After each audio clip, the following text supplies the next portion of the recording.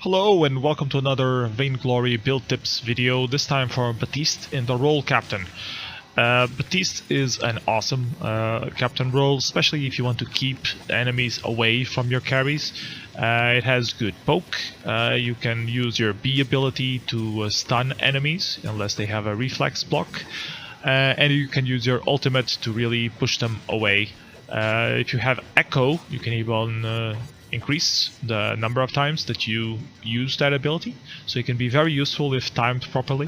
So what is the usual comp? Usually when you are on the captain role, you should always do Fountain first. That's always a given.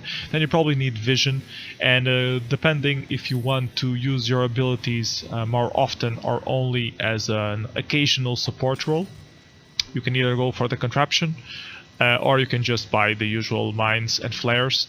Then you have to decide if you need the Crucible or not. If you do need the Crucible, you should go for it. If you don't need the Crucible, then either try to get some poke damage so you can harass your opponents a little bit more, or you can go directly for the Echo. And once you have the Echo, you can double send things. So what I usually build is Fountain first, then the Contraption.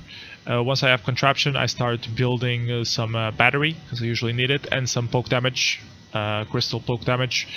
Usually just a shard or two are good. If you want to evolve it, you can either evolve it to a Shatter Glass or to an Aftershock.